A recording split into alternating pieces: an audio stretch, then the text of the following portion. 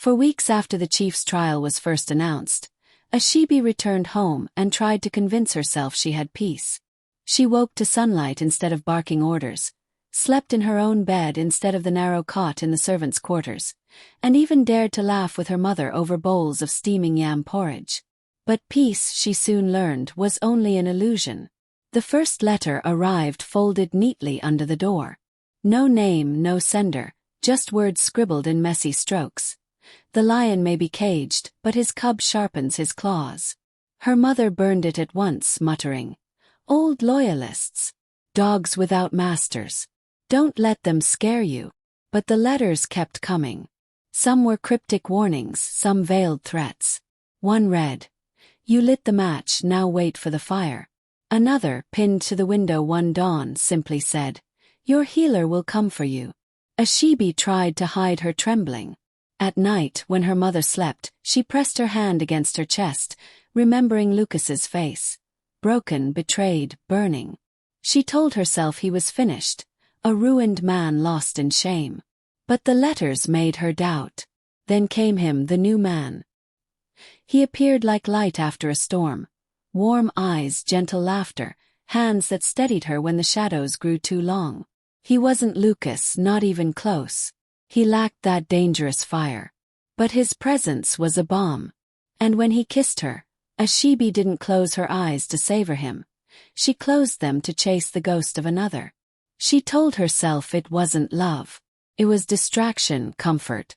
It was the memory of Lucas's hands that made her cling to him, the echo of Lucas's mouth that made her answer his kisses. And yet, in his arms, the ghostly fear of the letters grew dimmer. Her mother noticed the change.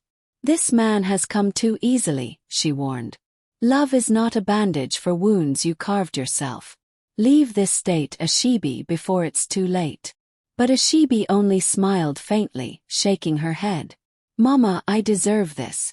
I deserve a little sweetness." She did not know she was already walking into Lucas's net. The new man was everything Lucas had not been. Soft, gentle, eager to please. He laughed easily, told stories that filled her evenings with warmth, and touched her like she was fragile glass. For the first time in months, Ashibi allowed herself to feel wanted without the weight of vengeance pressing on her chest. But in truth, she wasn't with him because her heart had chosen him. Well, her body craved the thrills Lucas once unleashed in her. Every brush of her lover's hand, every stolen kiss under the lantern's glow, was only a shadow of the fire she remembered.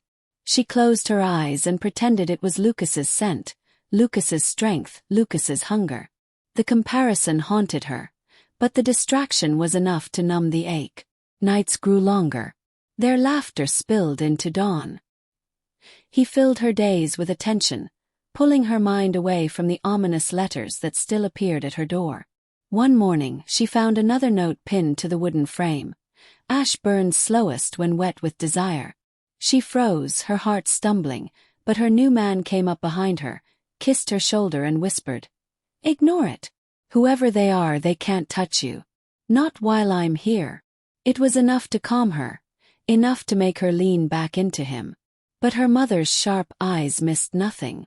She noticed the way Ashibi's cheeks flushed too easily, the way she rushed to his side as though she were running from something unseen. "You're slipping," her mother said one night, voice hard as iron. "You think this man saves you, but he is only a drug. Love built on escape is poison. Leave this city before it swallows you whole." Ashibi shook her head, defiant. "I've given my youth to pain and revenge. Don't I deserve a little pleasure, Mama? Don't I deserve to feel alive again?" Her mother's lips pressed into a thin line. Pleasure has killed more women than poverty. But Ashibi didn't listen. She was too far gone, too hungry for the touches that blurred her past with her present, too blind to see that every kiss was part of a carefully woven trap. The trial of Chief Oladapo drew closer with every sunrise, and with it, the tension in the city thickened like smoke. Neighbors whispered of the day the disgraced lion would finally be silenced. For Ashibi, it was meant to be the closing chapter of her father's story, the day justice would be sealed. She was the key witness. Her testimony could bury the chief forever. But instead of preparing, she let herself drown in the arms of her lover.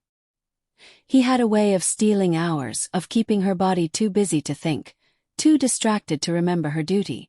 Nights became reckless with his hands and mornings heavy with his kisses. When she was with him, the world shrank until only his warmth existed. Letters continued to arrive, each more haunting than the last. One was scrawled in jagged ink. You thought you broke him, but ghosts don't die. They wait. Another arrived folded inside a flower, its petals bruised. The lion roars again when the cub sharpens his teeth. Ashibi's mother read them with a trembling hand. Daughter, this is not idle talk. Someone is watching you. Someone wants you gone before the trial. But Ashibi only laughed, curling against her lover's chest. Mama, you worry too much. I'm safe now. Can't you see? He makes me forget. He makes me feel alive. Her mother's eyes narrowed. Forget. That is exactly what frightens me. Love is not meant to blind you, Ashibi. It is meant to open your eyes. But this man, he has closed them. And when the day comes, you will not be ready. That night, as Ashibi lay in her lover's arms, her mother's warning echoed in her head. Yet when his lips found her neck and his hands traced the curve of her waist, she silenced the voice within. She told herself this was her reward after pain, her healing after ruin. But deep down a shadow stirred. She could not shake the thought that somewhere in the dark, someone was pulling strings, laughing at how easily she danced. And she never once asked herself the one question that mattered. What if this man was not hers at all? What if he was theirs? The morning of the trial arrived heavy with rain. Thunder rolled far off, as though the heavens themselves prepared to witness the fall of a king. Ashibi rose early, her nerves taut, her testimony rehearsed 1,000 times in her head. Today, the chief would face the final nail in his coffin, her voice. Her lover kissed her forehead softly. You'll be fine. Drink this before you go, it'll calm your nerves. He pressed a cup of warm tea into her hands, his smile steady, reassuring. She hesitated only briefly before sipping. The taste was faintly bitter, but his eyes softened with such devotion that she dismissed it. Moments later, her world blurred. Her limbs grew heavy, her heartbeat slowed, her eyelids sank like stones. She struggled to speak, to rise, but his arms caught her gently, lowering her back to the bed. Rest, he whispered. Just rest. When she woke again, the room was dim. Her tongue felt thick, her head pounded like drums, and the clock on the wall mocked her. Hours had passed. Panic surged through her. She stumbled to the window and saw the newsboys in the street shouting headlines. Chief Oladapo cleared. Court rules in his favor. Her stomach dropped. No testimony. No justice. The empire she thought she had destroyed was breathing again. Her door creaked open. And there he was. Lucas. He stood taller than she remembered, leaner. His sharp features shadowed by the dim light. His eyes burned with something between desire and fury. Hello, my healer, he said softly, almost tenderly. Ashibi froze, her chest tightening. Her knees wanted to give way, but her body ached with the same hunger that once betrayed her. She opened her mouth, but no words came. Lucas circled her slowly, like a predator studying prey. Tell me, Ashibi. Why did you light a fire in me when you only sought to destroy me? Was my father not enough for your vengeance? Did you need me too? Her throat dried. Desperate, she called out. Darling, where are you? Lucas laughed, dark and cruel. Oh him. Come out. The door opened wider and her lover stepped inside. Head bowed, shame carved into his face. Ashibi's heart stopped. No, it can't be. Lucas's smile cut through the air like a blade. He was mine. My creation. My shadow. I made him, and you fell for him. Her body trembled. Rage, confusion, fear, and desire tore through her in one storm. How could you? She whispered. Lucas's eyes hardened, voice low and lethal. No, Ashibi. How could you? The room thickened with silence. Ashibi's lover, No, her decoy stood to the side, shame dripping from his bowed head. Every breath she drew felt heavy, poisoned by betrayal. She stared at him, then at Lucas, her mind reeling. You planned this. Her voice cracked. Lucas's laugh was low, dangerous. Planned. No, Ashibi. I orchestrated. Every smile he gave you, every touch you let him steal. That was me. Watching. Learning. Waiting. He stepped closer, his presence suffocating, intoxicating. And you fell. So easily. Tell me, healer, was it love you felt for him? Or were you simply trying to taste me again, through him? Her heart hammered. 'Cause he was right. The man she clung to was never hers. He was only a substitute for the ghost she could not exorcise. And now the ghost stood flesh and blood before her. Sharper, stronger, more dangerous than ever. She found her voice. You're sick. You tricked me. Lucas's eyes darkened. No, Ashibi. You tricked yourself. You lit a fire in me, gave me life, then poisoned it. Was my father's ruin not enough for you? You had to break me too. And now look, even broken, I'm the only man you can't stop craving. Her lips parted, but no protest came. Because his nearness made her body betray her all over again. Lucas turned to the decoy, his tone a command. Leave. The man shuffled out silently, closing the door behind him. Now it was just the two of them, hunter and hunted, though Ashibi no longer knew who was which. He leaned closer, cupping her cheeks with his rough hands. His thumb brushed her lower lip, sending a shiver down her spine. The pill you slipped me, he whispered. His voice a mix of desire and venom. The one that made me nothing. What's the antidote? Tell me. Her breath shook. I don't know. Lucas's grip tightened, his forehead brushing hers, his tone like fire and ice. Then listen carefully. You have 48 hours to find it. 48 hours, Ashibi. Or you'll never see your mother again. Her eyes widened in terror. You wouldn't. But his smile was cruel, wickedly calm. I already have, healer. And believe me, I always finish what I start. The air in the room was thick, charged like the sky before lightning. Ashibi's body trembled, but not only from fear. Lucas's closeness was a weapon in itself. His breath ghosting over her lips, his hands firm against her skin, every word of his threat laced with the memory of pleasure. 48 hours, he repeated. His voice low, steady, terrifyingly calm. Find me the antidote, or your mother will vanish like smoke. Her pulse raced. She wanted to push him away, to spit in his face and call him the monster he was. But when his thumb dragged slowly along her jaw, when his gaze pierced her with that familiar intensity, her resolve cracked. She hated him, despised him.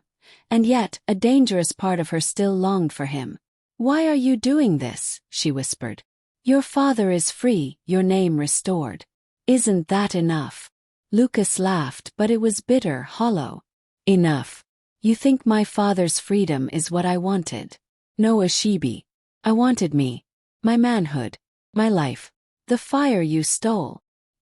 His eyes darkened as he leaned closer, lips brushing the shell of her ear.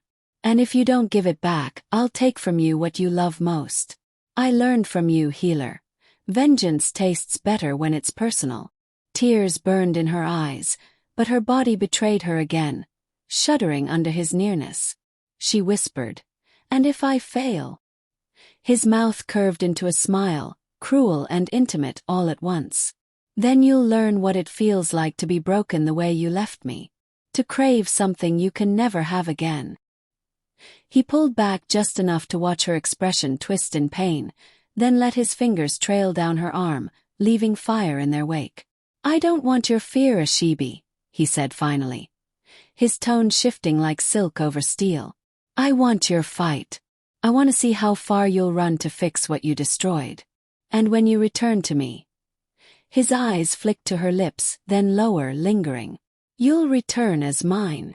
She staggered back as he released her. Her heart caught between terror and the sickening pull of desire. Lucas had set the game, and the clock was already ticking. 48 hours. Her mother's life, and perhaps her own soul, hung in the balance. The city became a labyrinth of shadows for Ashibi. Every street corner felt like an eye, every stranger's stare a reminder that Lucas was always 2 steps ahead.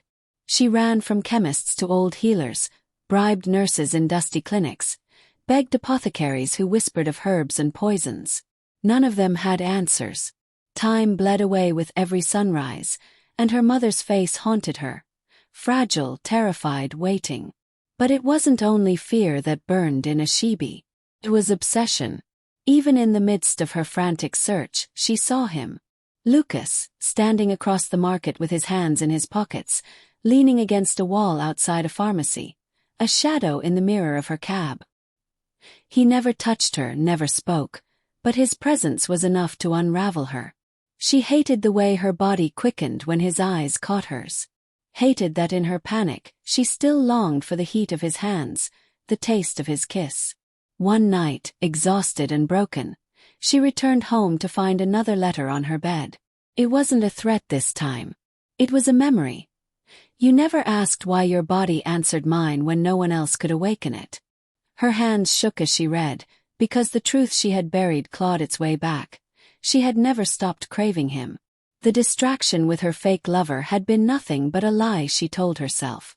Her mother grabbed her shoulders that night, eyes wild with fear. "Child, leave this place. Leave him. Run before he swallows you whole." But Ashibi only stared into the darkness where she imagined Lucas's silhouette. She whispered to herself, "If I run, he'll follow. If I fight, he'll still be there. The truth is, I can't escape him." The clock ticked mercilessly toward the end of her 48 hours. And as much as she searched for the antidote, she knew her real battle wasn't against time. It was against the man who had become her curse, and her addiction. The 48th hour came like the final toll of a bell. Ashibi staggered into the mansion where it all began, her palms clutching a small vial. She had begged, bribed, and wept her way to it. The antidote, or at least what the old healer swore would undo the damage she had done. Her heart pounded as she crossed the marble floor, every step echoing like thunder in her ears. Lucas was waiting. He leaned casually against the grand staircase, dressed in black, a glass of wine in hand. His eyes swept over her like a man savoring his prey. "My healer," he drawled. "You came back." She thrust the vial toward him. "Here. Take it. Now give me my mother." His smile curved, cruel yet enticing. He plucked the vial from her hand, holding it up to the light. "You risked everything for this? For her? Or for me?" Before she could answer, he uncorked it and downed the liquid in one smooth motion. Silence followed. For a long, harrowing moment, nothing happened. Then he drew in a sharp breath, his chest rising. A slow, wicked grin spread across his face as he stepped toward her. It worked. His voice was low, vibrating with triumph. He dropped the glass, letting it shatter on the marble. "You've given me back what you stole. And now," before she could move, he seized her wrist, pulling her against him. His mouth crashed onto hers, the kiss searing, hungry, furious. Ashibi tried to resist, tried to remind herself of her mother, of revenge, of everything she had lost. But her body betrayed her, melting into his, aching with the fire only he could ignite. He whispered against her lips, "One for the road." His hands roamed her body with the urgency of a man reborn, claiming what he believed was his by right. Every brush of his fingers reminded her of the truth she had fought to bury. No matter the lies, no matter the pain, Lucas was the only man who could set her ablaze. When he finally pulled back, his eyes gleamed with both triumph and obsession. "Run back to your mother, healer. She's safe for now. But don't fool yourself. You're not free. You've never been free." Ashibi staggered out into the night, her lips swollen, her body trembling, her soul torn. She had avenged her father, survived her enemies, saved her mother. Yet as the mansion's lights faded behind her, she knew the truth. Lucas had won. Because even in hatred, even in vengeance, even in fear, she still belonged to him.